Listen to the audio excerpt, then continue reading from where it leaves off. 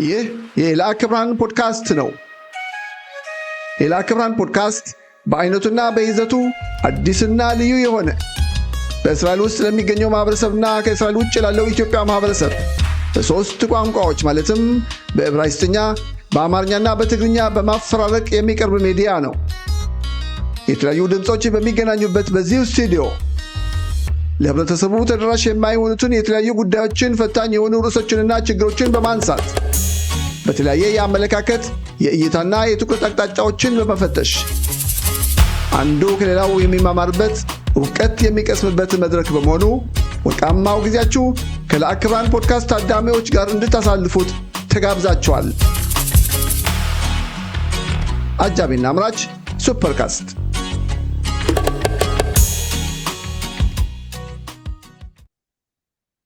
ሰላም ነው ወይ አስናቀው? ደህና ነኝ። እንደምን አለ አቶ ላከ? ደህና ነኝ። እንደምን ነህ? ሰላም ነኝ።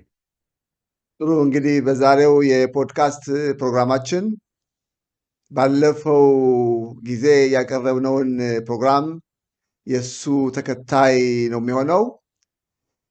ባለፈው ጊዜ ሰፋ ያለ ውይይት አካሂደናል። ከ2500 ዘመን ዓመታት በላይ ያስቆጠረው የኢትዮጵያ ይሁዳውያን ሃይማኖት፣ ታሪክ፣ ባህል፣ ወግ፣ ልማድ፣ ስርዓት፣ ቋንቋ፣ አጠቃላይ ማህበረሰባዊ ህይወታችንን የሚመራበት የምንመራበት ኦሪት የኦሪት ህግ እንዲያው እየተሸረሸረ ህጉን የመጣስ ሁኔታ፣ ከህጉ የመውጣት ሁኔታ፣ አንዳንድ ክስተቶች ብቅ ብለው እየወጡ የሚታይበት ወቅት በመድረሳችን በጣም አሳስቦን አንገብጋቢ አጀንዳ ጉዳይ ብለን አስበን ተወያይተንበታል። ህዝቡም እንዲሰማና ህዝቡም በእርግጥ በዚህ በእኛ ሚዲያ ይህንን አጀንዳ ለህዝብ ስናቀርብ አንዳንድ ሰዎች አርስቱን ጉዳዩን ለመወያየት ፈልገውም ድፍረቱ አጥተው በተለያየ ምክንያት ወይም ደግሞ የሚዲያ ሁኔታዎችን እንዴት ማቅረብና ማቅረብ እንደሚገባቸው ተስኗቸውም ሊሆን ይችላል። በተለያዩ ምክንያቶች ላይነጋገሩበት ይችላሉ ብለን በማሰብ እንግዲህ ያለንን ሚዲያ የህዝብ ሚዲያ ለህዝብ የቆመ ቅድም ያልነውን ያነሳውን ሀሳብ መሰረት እያደረገና ማህበራዊ፣ ህብረተሰባዊ እንዲሁም ደግሞ በአጠቃላይ በተለያዩ ዘርፎች ህብረተሰባችን አድጎ ሰልጥኖ ተምሮ ተመራምሮ ካሉት ወገኖቹ እኩል ለመራመድ የሚቻልበትን መንገድ ለመፍጠር ነው። እንግዲህ እዚህ እስራኤል ሀገር ከገባን ጀምሮ ያለው ህይወታችን ምን እንደሚመስል እናውቃለን እና እስኪ ካለፈው ያንን ፕሮግራም ከጀመርነው በኋላ ያለው ፊድባክ፣ የሰማኸው፣ የተፈጠረው፣ የተባለው ወይም ደግሞ ባጭሩ ምን ተወራ፣ ምን ተሰራ፣ ምን ተነገረ የሚሉትን ነገሮች ካሉ እስኪ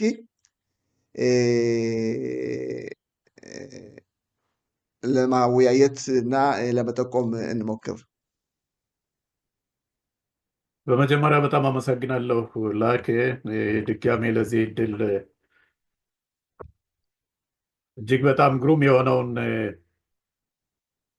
አጀንዳ አንስተን እየተወያየንበት እንገኛለን። እንግዲህ አንተም እንዳልከው ጠለቅ አድርገህ አጠቃላይ የኢትዮጵያ ቤተ እስራኤላውያን የሚባለው ከ2500 ዘመን በላይ የኢትዮጵያ ምድር ሲኖር መነኮሳት በመጀመሪያ ብዙውን ዓመት ህብረተሰቡን ሃይማኖቱ እንዲጠበቅ ያደረጉ ሲያገለግሉ የነበረና ከዛም ከአቅማቸው በላይ ሲሆን ህዝቡን በጦርነትም በተለያየ ምክንያት ወደ ተለያየ ቦታ ሲበታተን ካህናቶችን አስተምረው በየቦታው ህዝቡ ባለበት ካህናት ሃይማኖት እንዲጠበቅ ህዝቡ እንዲጠበቅ አድርገው ከፍተኛ ትግልና መስዋዕትን ከፍለው ወደዚህ ወደ ቅድስት እስራኤል ሀገር ወደ አባቶቻችን ወደ አብርሃም ወደ ይስሐቅ ያዕቆብ ሀገር መጥተናል። ከዚህ ከመጣን እንግዲህ ባለፈውም እንዳየነው ያው ህብረተሰቡ በአዲስ ገብነት ብዙ የተለያዩ ውጣ ውረድ አለ። አንድ ሰው ሀገሩን ለቆ ወደ ሌላ ሀገር በሚሄድበት ሰዓት የቋንቋው የባህሉ ለውጥ አለ። ያን ከልጆቹ ቤተሰቡን ይዞ ራሱን ለማስተዳደር ራሱን ከዚህ ካገኘው ህብረተሰብ ከነባሩ ይሁዲ ጋር ራሱን ለማራመድ ባደረገው ጥረት ከፍተኛ ውጣ ውረድ ገጥሞታል። ቢሆንም ግን የኛ ህብረተሰብ ጠንካራ በመሆኑ እንደገና ችግሮችን በሱዳንም አድርጎ ሲመጣ መስዋዕት ከፍሎ ከዛም በአዲስ አበባ አድርጎ ሲመጣ አሁንም እየመጣ ያለው ወገናችን መስዋዕት እየከፈለ ነው። የሰው መስዋዕት እየከፈለ ነው የመጣና ልክ ተፈትኖ የመጣ ህብረተሰብ ነው። ተፈትኖ የመጣ ማህበረሰብ ነው። ኢትዮጵያ ሲገለገልበት የነበረውን ባህሉንም ወጉንም ከዚህ ከሞላ ጎደል በጥሩ ሁኔታ እያካሄደው ይገኛል እና ይህ ሃይማኖታችን በተመለከተ ሚስዮኔሮች ከድሮ ጀምሮ በደካማ ጎናችን እየገቡ ያው ወገኖቻችንን ወደማይፈለገው ሃይማኖት ሲቀይሯቸውም ነበረ፣ እየተቀየሩም ነበሩ። ከዚህ ከመጣን ደግሞ ያው ሚስዮነሩ አብሮ ተከትሎ መጥቶ እጅግ በጣም ዘመናዊ በሆነና ሊደረስበት በማይቻል ሁኔታ እንቅስቃሴውን ወይም ሚሽኑን ተልእኮውን ሲያጧጡፈው በዚህ በእስራኤል ሀገር ከዛም ደግሞ ይህ አልበቃ ብሎ ከዚሁ ከኛው ቤተ እስራኤል የሚባለው ከዚሁ ወንድሞቻችን እህቶቻችን ሌላ ባህላትን የሚቀይር ባህላትን አስቀድሞ እንዲውል የሚያደርግ የእስራኤል ማህበረሰብ እኛም የምናውቀውን የበዓላት ታሪክ ቀይሮ አስቀድሞ እንዲውልና በራስ የሆነ ሃይማኖታዊ የሆነ ነገር ፈጥሮ በዛ እየተካሄደ የሚገኝበት ሁኔታም አለ። እንግዲህ ከዚሁ ከኛው ውስጥ እንግዲህ እነዚህ ሃይማኖት መሪዎች ካህናት ከሞላ ጎደል ይታገላሉ። ቢሆንም ግን በመካከላቸውም አለመግባባት ስላለ ከህብረተሰቡ ጋር ያለውን ሁኔታ አስተምሮ ልክ እንደ ኢትዮጵያ ሲደረግ እንደነበረው ሃይማኖታችሁን ጠብቁ፣ በሃይማኖታችሁ ላይ እንዳትቀልዱ፣ ወደ ሌላ ሃይማኖት እንዳትገቡ የሚለውን እጅግ በጣም የተጠናከረ ትምህርት ከዚህ ሌላ በማለቱ ከላይ እንደጠቀስኩት እንግዲህ ራሳቸውን ከዚህ ከነባሩ ማህበረሰብ ከባህሉ ጋር ራሳቸውን አዛምደው ለመንቀሳቀስ ለመኖር ባደረጉት ጥረት እንደዚህ አይነት ትንሽ ክብደትም ስለገጠማቸው ችግርም ስለገጠማቸው የተለያዩ ክፍተቶች ተፈጥረው በነዛ ክፍተቶች እነዚህ ከላይ የጠቀስናቸው ሚስዮን የሚባሉት ከዛም ደግሞ ይሄ ጴንጤ ምናምን የሚለው ከዛው ውስጥ የመነጨ ሆኖ ከኛው አብራክ የተወለዱት ሰዎች በዚህም ሲንቀሳቀሱና በደካማ ጎኑ እየገቡ ማህበረሰቡን ወደዚህ ወደማይፈለገው ሃይማኖት ሲሰብኩት ይታይ ነበረ እና አሁንም ያለው ጉዳይ ነው።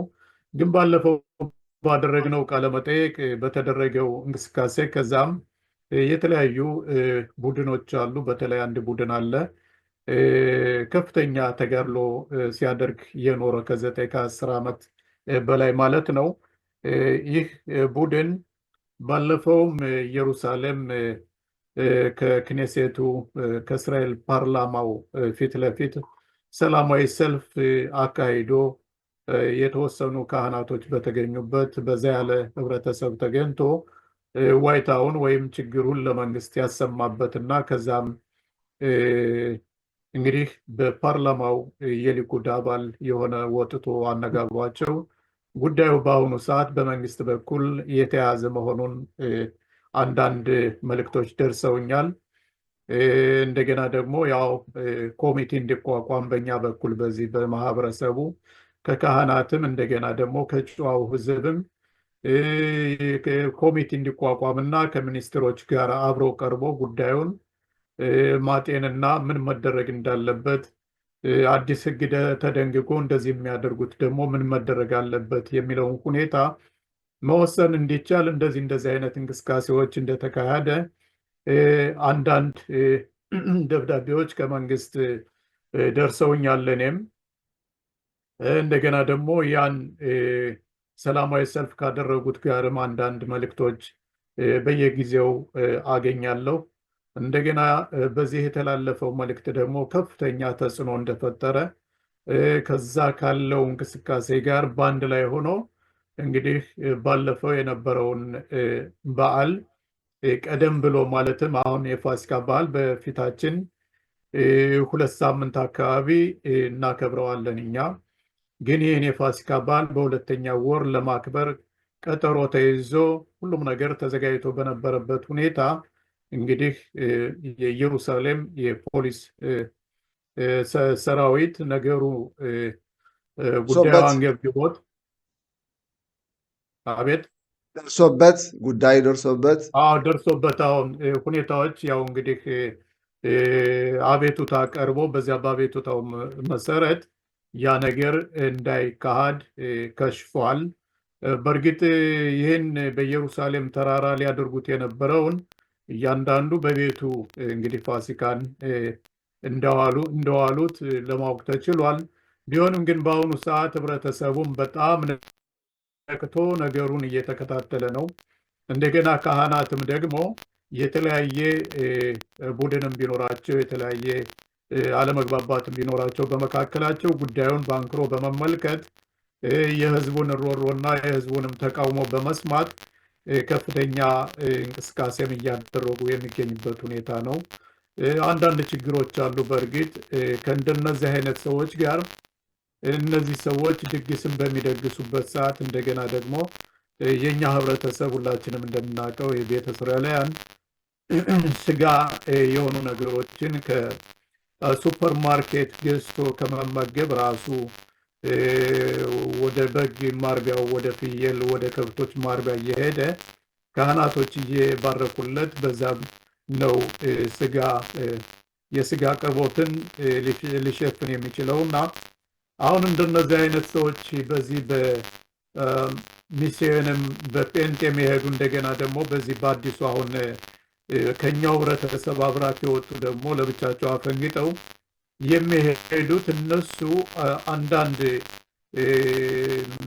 ድግሶችን በሚደግሱበት ሰዓት ካህናት እንዳይባርኩላቸው ሄደው እንዳይቆሙ እንደገና ደግሞ ከነሱም ቤተሰብ ሰው ከሞተ እነሱ ሙሳይት እንዳያቀርቡ ብዙ የተለያዩ ልክ ማገጃዎች እንደወጡባቸውና ግን አንዳንድ ካህናት የነሱን ፍቃድ እየሞሉ እንደሚገኙ አሁን ያለው ከፍተኛው ውይይትና ከፍተኛው ክርክር ያለው ምንድን ነው? እነዚህ ካህናት በሰላማዊ ሰልፍ የተገኙትም ከነዚህ ሂደው ከሚባርኩትና ሂደው ከሚቀድሱላቸው ስርዓትን ከሚያከብሩላቸው ካህናቶች ጋር ተቀላቅለው አብረው እየሰሩ ነው የሚለው ነገር ከፍተኛ የመነጋገሪያ ነጥብ ሆኗል። በህብረተሰቡ በኩል ይሄ ተገቢ አይደለም ብሏል ህብረተሰቡ።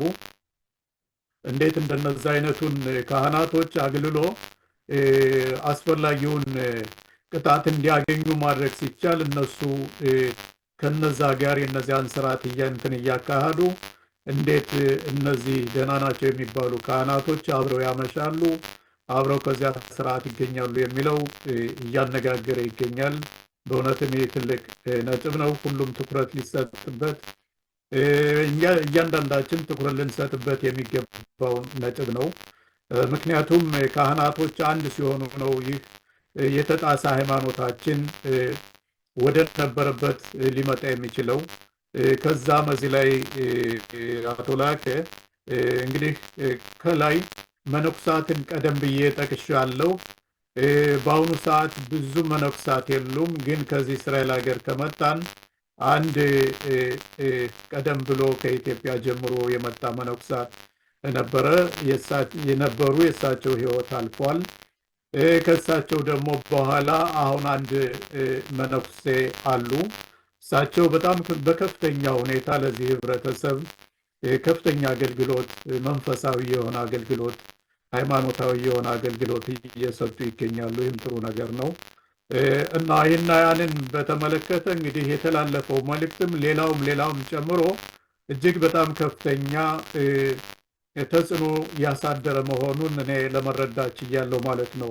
በአሁኑ ሰዓት በጣም በሰፊው እየተነገረበት ያለ ነጥብ ነው። አሁን የፊታችን የፋሲካ በዓል እንግዲህ ሁላችንም ስርዓት ባለው ሁኔታ ከዚህ ካለው ከእስራኤል ማህበረሰብ ጋር ማንኛውም ራባናትም የሃይማኖት መሪው ሁሉም ህብረተሰቡ ያን ምሽት የፋሲካ በዓል ዋዜማን አብሮ ይውላል። እኛም እንግዲህ እንደለመድነው በጊዜው አብረን የምንውል መሆናችን ነው እንግዲህ እኔ የምረዳው። አቶ ላከ አለው ይሰማሃል አይደል? ይሰማል። አዎ እኔ ደግሞ አንዳንዶቹ ሲናገሩ የሰማኋቸው ምን ይመስላል? በእስራኤል ሀገር ዲሞክራሲ ስለሆነ መብት ስለሆነ መብታቸው ነው፣ የፈለጉ ያርጉ፣ ማንም አይዛቸውም። ለዚህ ብለው ነው እንደዚህ አይነት ስራ፣ እንደዚህ አይነት ተግባር፣ እንደዚህ አይነት አጸያፊ ታሪክን፣ ሃይማኖትን፣ የአባቶቻቸው የአያቶቻቸው መሰረት እየተው ያሉት የሚል ደግሞ አንዳንድ ሰዎች ሲናገሩ ሰማኋቸው። መብት ስለሆነ ምንም አንሆንም፣ እስራኤል ዲሞክራሲ ነው ከሚል ያንን መሰረት በማድረግ ተደፋፍሮ የሚገቡም ሰዎች አሉ ሲሉ ደግሞ ሰማኋቸው። ስለዚህ ጉዳይ ምን ትላለህ? አቶ ላከ ምንጊዜም ቢሆን ዲሞክራሲ አንዳንድ ግዴታዎች ልደፍራቸው ወይም ልጥሳቸው የማትችላቸው ጉዳዮች አሉ። ከእነዚህ መካከልም ሃይማኖት ነው። ሃይማኖታችን ነው ወደዚህ ሀገር ይዞን የመጣው። ቀደምት አያቶቻችንም ከ2500 ዘመን በላይ በኢትዮጵያ ሲኖሩ ሃይማኖታቸውን ጠብቀው ብዙ በደልና ብዙ ግፍ የደረሰባቸው ነው። በሃይማኖት ሁላችንም የምናውቀው ሃይማኖታቸው ሲነካባቸው ወይም ወደ ክርስትና ወደ ሌላ እምነት ግቡ በሚባሉበት ሰዓት አንገባም ብለው ገደል የሄዱበት፣ እንደገናም የተረሸኑበት፣ የሞቱበት ኢትዮጵያ እያለን በዚህ ሃይማኖታችን ስንበደልበት የነበረው ነው። ቡዳ ጅራታም ቃይላ እየተባልን የነበርንበት ሁኔታ ነው። በኢትዮጵያ ምድር ከርስት እንኳ ተነቅለን የቀረንበት ኢትዮጵያ ምድር የእኛ ምድር አብሮ ሰው እየኖርን እንግዲህ ከ500 ዘመን በላይ ነው ኢትዮጵያ የገዛችው የተዳደረችውና እንደዛም ነው እያለ ሺህ ዓመት በላይ ከ1000 ዓመት በላይ የሚል ጽሑፍ አይቻለሁ አንድ ጊዜ። ያደረገው ነው። አመሰግናለሁ ለአማቱ። ከዛም በላይ ነው እንግዲህ ይህን ያህል ጊዜ ስንኖር ኢትዮጵያ በኦሪት ነው ተቀድሳ የምትኖረው የነበረውና ሽንፈት በገጠመን ጊዜ ምንድን ነው የሆነው? ያው ከርስት እንድንፋቅ ነው የተደረገውና በግብርናው በኩል የምናርሰው እርሻ በክራይ ነው የነበረ። እንደገና ሸክላ ምናምን ለመስራት ሸክላ እንኳ ጭቃውን ጭሮ መሬቱን ጭሮ ለመስራት ያ ሁሉ ከፍተኛ ችግር የነበረበት ሁኔታ ነው። በዚህ በህብረት ስራውም በሽምናውም በሁሉም ነገር ከፍተኛ የዘረኝነት ተጽዕኖ ሲደረግብን የነበረ ሁኔታ ነው።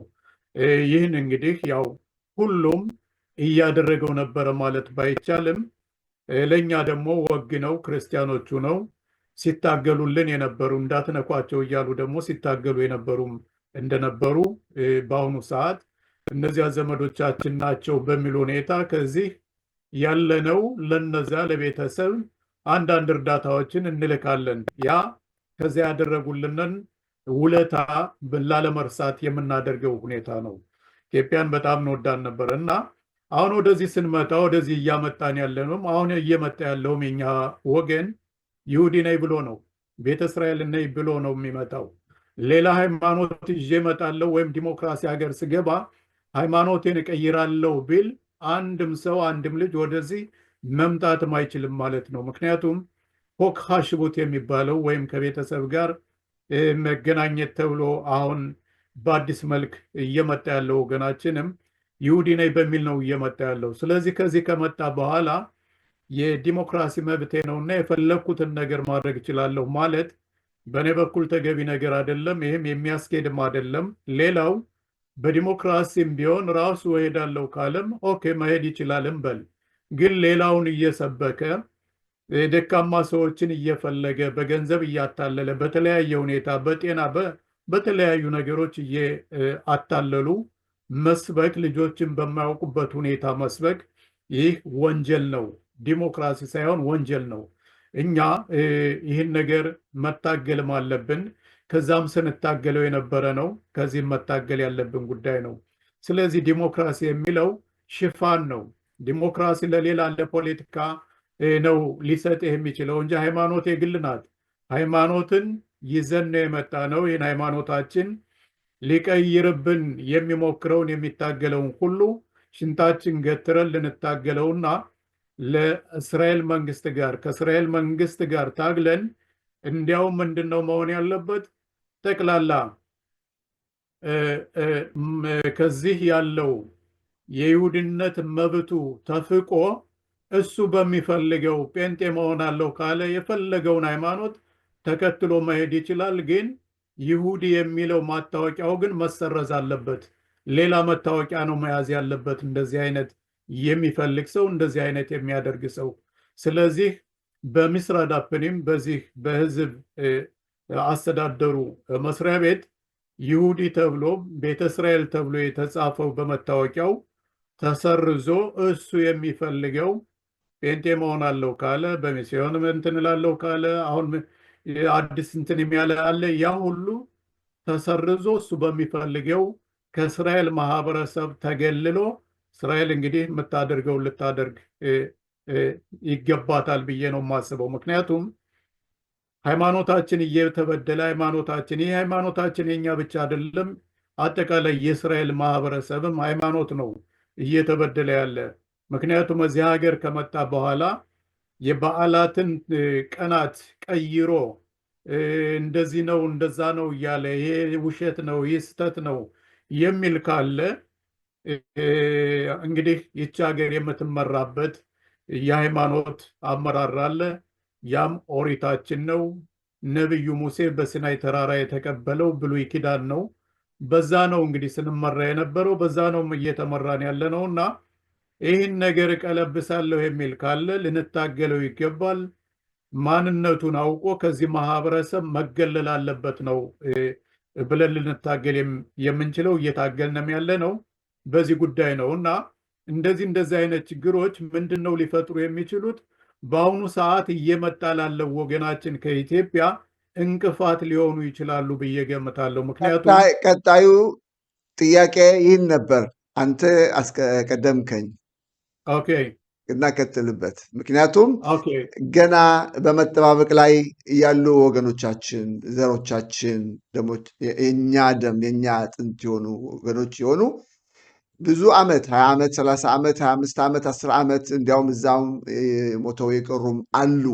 በእነዚህ ወገኖች ዓመታትን እያስቆጠሩ ያሉት ከወገኖቻቸው ጋር ለመገናኘት ከቤተሰቦቻቸው ጋር ለመገናኘት እናትና ልጅ፣ ልጅና እናት፣ ወንድምና እህት፣ አጎትና አክስት ተለያይተው ብዙ ዓመት ሲኖሩ ቆይተው ውሰዱን፣ ወደ ቤተሰቦቻችን መልሱን፣ አገናኙን፣ ወደ ሀገራችን መልሱን እያሉ በሚያለቅሱበት በሚሞቱበት ጊዜ ይሄ ጉዳይ እንደዚህ ሲፈጠር በእነሱ ላይ ሊፈጥሮ የሚችል ጫና ምን ያህል ነው ብዬ ልጠይቅ ብዬ አንተ ቀደምከኝና እስቲ ስለዚህ ጉዳይ የምትለው ነገር። እውነት ነው። እንግዲህ የኛ የቤተ እስራኤልን ወደዚህ ወደ እስራኤል አመጣጥ እጅግ በጣም ትግል ያለበት በሱዳን አድርገን እንድንመጣ የተገደድንበት ሱዳን ከ4,000 በላይ ወገኖቻችንን ጨርሰን የመጣንበት እንደገና በአዲስ አበባም ቢመጣ ይሄ ነው ቁጥሩ ባይባልም ከ90 ዓመተ ምህረት ጀምሮ እስካሁን ባለው ዓመታት ብዙ ወገኖቻችን ነው እዛ እየሞቱም የሚቀሩ። ሌላው አሁን ያልከው ራሱ ወገኖቻችን አመጣጣቸው እጅግ በጣም የሚያሳዝን ጉዳይ ነው። ከዚህም በፊት ብዙ ጊዜ ተነጋግረንበታልም ብለንበታል። የአጣሪ ኮሚቴ ሊቋቋምበት የሚገባ ለምንድን ነው ወገን ቤተሰብ አባትና ልጅ ተለያይተው ነው የሚመጡ፣ ባልና ሚስት ተለያይተው ነው የሚመጡ፣ ልጆችና ወላጆች ተለያይተው ነው የሚመጡ። ለምንድን ነው ሊሆን የቻለው? ሌላው ደግሞ ይሁዳውያን ቤተ እስራኤላውያን በመምጣት ፈንታ የሚመጡት ደግሞ ሌላ ናቸው ብዙውን ጊዜ። ስለዚህ እነዚህ ነገሮች ሊጣሩ የሚገባቸው ነገሮች ናቸው። እኔም 6 ዓመት ነው እንግዲህ በሱዳን የሰራሁት። ወገኖቻችን ለማውጣት ከፍተኛ ተጋድሎ አድርጌያለሁ። አሁንም ቢሆን በዚህ ነገር ሁላችንም ጣልቃ ገብተን ለምንድን ነው ወገኖቻችን በአንደው ቤተሰብ ሳይለያዩ እንዳይመጡ የተደረገበት ለምንድን ነው ብለንም ልንጠይቅ ይገባናል። ግን ወደ ተነሳንበት ነጥብ ስመለስ እንደዚህ አይነቶች ሁኔታዎች እዚህ ሀገር ሃይማኖትን የሚጠሱ ነገሮች ሲፈጠሩ አሁን ከዛ ለሚጠባበቀው ወገናችን እንቅፋት ነው የሚሆነው። ምክንያቱም ከዚህ ከመጣሁ በኋላ ዲሞክራሲ መብቴ ነውና የፈለግኩትን ሃይማኖት መቀበል ይችላለሁ፣ መውሰድ ይችላለሁ ካለ ከዛ ወደዚህ የሚመጣው ሁሉ ከፍተኛ የማጣራት ዘመቻ ሊደረግ ይገባል። እንደገና ከዚህ ከመጣ በኋላ ደግሞ ክትትል ሊደረግበት ይገባል። ያለበለዛ ይሁዲ ነኝ ብሎ ራሱን ይሁዲ ቤተ እስራኤላውያን ነኝ ካላለ ወደዚህ ማንም ወደ እስራኤል ሀገር ዝም ብሎ የሚገባ ማንም ሰው የለም። ይሁዲ በሚል ነው በአዲስ ገብ በተከፈተው በር ነው እየገባ ያለውና ስለዚህ ሃይማኖታችን የሚያዳክም እኛነታችን የሚያጠፋ ከዚህ ካለው ህብረተሰብ ጋር እንዳንዋሃድ የሚያደርጉ ነገሮችን የሚያዛምድና የሚታገል የሆነ ኃይል ካለ ያን ኃይል እየታገልነው ነው። መንግስትም በአሁኑ ሰዓት አውቆታል። መንግስትም የሆነ ኮሚቴ ሊያቋቁም በአሁኑ ሰዓት ከፍተኛ ትግል እያደረገ ያለበት ሁኔታ ነው። ከዚህ ቅድምም እንዳልኩት ከካህናትም ከጨዋው ህዝብም በኮሚቴው ተዋቅሮ ከዚህ ከመንግስት ሚኒስትሮች ጋር ከመንግስት ባለስልጣን ጋር ራባናት አሉ ደግሞ የኛ ወንድሞች ከነሱ ጋር በመሆን ሃይማኖታችን የማይደፈርበትን ሁኔታና የተደፈረውን ሃይማኖታችን አስመልሰን ወደ ድሮው ወደ ጠንካራው ሃይማኖታችን እንመልሳለን የሚለው ትግል ተጧጥፎ መቀጠል አለበት። ከዚህ ላይ የኛ ህብረተሰብ እዚህ የመጣ ህብረተሰብ ይሁዲ ነኝ ብሎ ነው የመጣ። ይሁዲን አልፈልግም እኔ ዲሞክራሲ መብት አለኝ ካለ ያንን እያጋለጥን ቅድም እንዳልኩት የመብት ጥያቄ የመብት እንትኑ ሁሉ ያ ሁሉ መሰረዝ አለበት ብዬ ነው እኔ ብቻ ሳይሆን ብዙ የሚያምንበት በእንደዚህ አይነት ሁኔታ ነው። ስለዚህ ቅድም ያልከው የኛ ህብረተሰብ ብዙውን ጊዜ የዕለት የዕለቱን ኑሮ ለማሸነፍ ሲል 24 ሰዓት ሙሉ ደፋ ቀና ሲል ይህን ሃይማኖቱን ብዙም እንትም አላየውም። አሁን ግን እንዲያየው መደረግ አለበት። ህዝብ መነሳት አለበት ለዚህ ለሃይማኖቱ ሲል ኢትዮጵያን ያህል ከፍተኛ ውጣ ውረድ የገጠመን ከፍተኛ መስዋዕት የከፈልንበት ያን ያህል ዘመን በሃይማኖታችን ነው። በእርግጥ ኢትዮጵያን በጣም ቁንጮ ላይ አሳድገናት የመጣን ለታሪክ ያበቃናት ዛሬ ታሪካዊ የሆነው ቦታ ሁሉ ከሰሜን ጀምሮ እስከ ደቡብ ያለው ከምስራቅ ጀምሮ እስከ ምዕራብ ያለው እስከ ምዕራብ ኢትዮጵያ ያለው ታሪካዊ ቦታ ሁሉ ማንኛውም በደሴቶችም ይሁን በማንኛውም ቦታ በገደላ ገደል የሚገኘው ገዳማት ሁሉ የኢትዮጵያ ቤተ እስራኤላውያኖች ቅርስና ታሪክ ነው።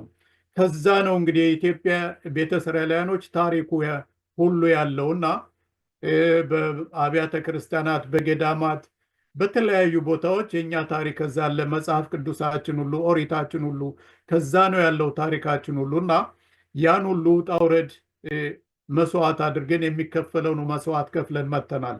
ከዚህ ከመጣም በኋላ የሚደረጉ ነገሮችን አሁን በያዝነው ሁኔታ በደንብ አድርገን ተጠናክረን እነዚህን የሃይማኖት መሪዎቻችን ካህናቶችን ስርዓት እንዲይዙ አድርጎ ለሃይማኖታቸው እንዲታገሉ አድርጎ ህዝቡን እንዲያታግሉ በሃይማኖታቸው እነሱ ናቸው እረኛ ለዚህ ለሃይማኖቱ እኛ አይደለንም ይህን ነገር የምንታገለው የነበረ ግን እነሱ በተለያየ ምክንያት በዚህ ደረጃ ላይ ካደረሱን እነሱም ስርዓት የሚይዙበት ሁኔታ መፈጠር አለበት ብዬ ነው የማስበው። እንደገና እነዚህ ራባናትም በዚሁ ጉዳይ ነው ባለፈውም ተናግረነዋል። ራባናትም ለዚህ ለቤተ እስራኤል ብለው ነው ራባናት የተባሉት እንጂ ለፈረንጁ አይደለም። ካህናትም ከሆኑ ደግሞ ቀሳውስት እነዚህም ለዚህ ለቤተ እስራኤል ተብለው ነው ቀሳውስት የሆኑ። አሁን ሁሉ እየተሾሙ ነው።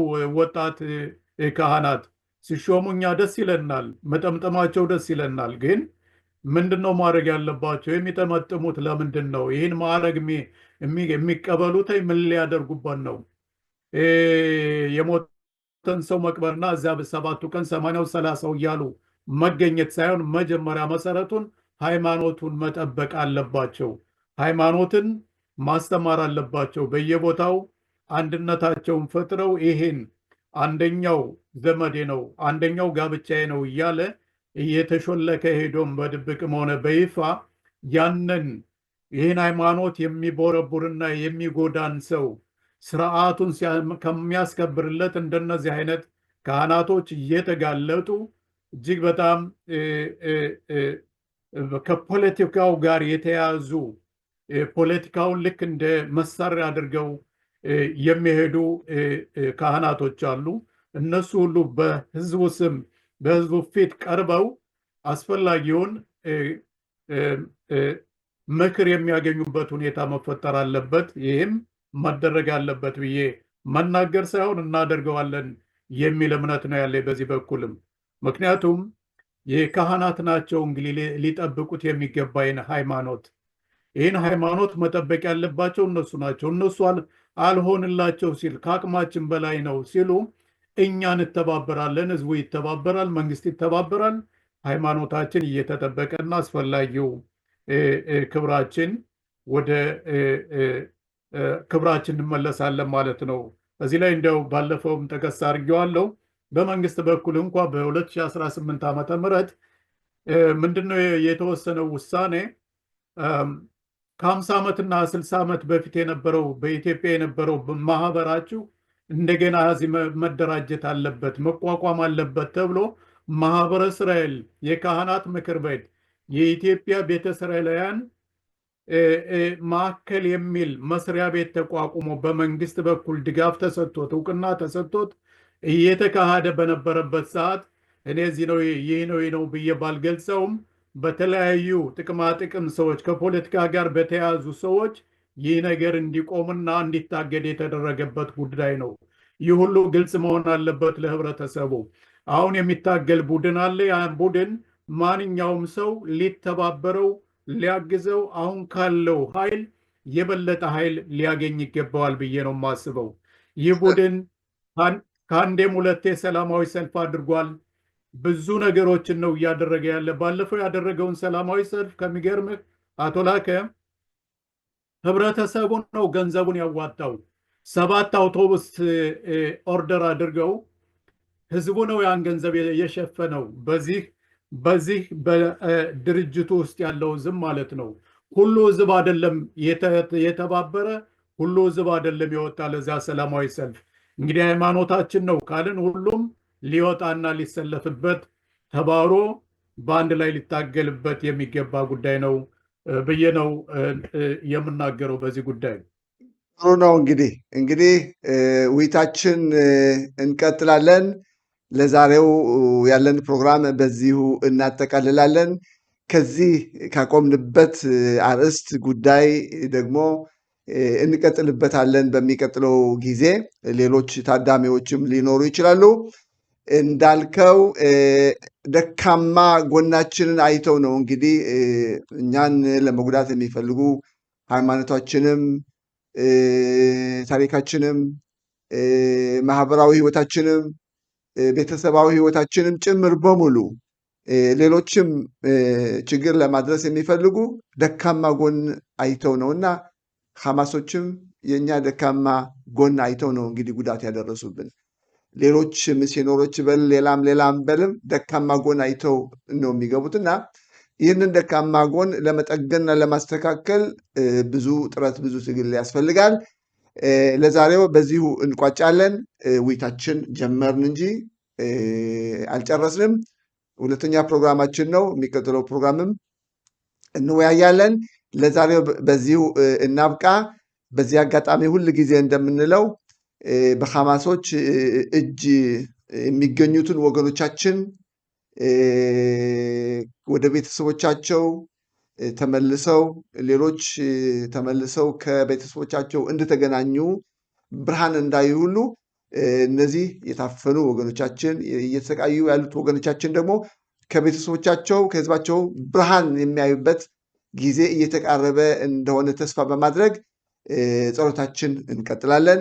ለዛሬው የነበረን ቆይታ በዚሁ እንቋጫለን። ይህ የኤልአከ ብርሃን ፖድካስት ነው። ኤልአከ ብርሃን ፖድካስት በአይነቱና በይዘቱ አዲስና ልዩ የሆነ በእስራኤል ውስጥ ለሚገኘው ማህበረሰብና ከእስራኤል ውጭ ላለው ኢትዮጵያ ማህበረሰብ በሶስት ቋንቋዎች ማለትም በዕብራይስጥኛ፣ በአማርኛና በትግርኛ በማፈራረቅ የሚቀርብ ሚዲያ ነው። የተለያዩ ድምፆች በሚገናኙበት በዚሁ ስቱዲዮ ለህብረተሰቡ ተደራሽ የማይሆኑትን የተለያዩ ጉዳዮችን፣ ፈታኝ የሆኑ ርዕሶችንና ችግሮችን በማንሳት በተለያየ የአመለካከት የእይታና የትኩረት አቅጣጫዎችን በመፈተሽ አንዱ ከሌላው የሚማማርበት እውቀት የሚቀስምበት መድረክ በመሆኑ ወርቃማው ጊዜያችሁ ከኤልአከ ብርሃን ፖድካስት ታዳሚዎች ጋር እንድታሳልፉት ተጋብዛችኋል። አጃቢና አምራች ሱፐርካስት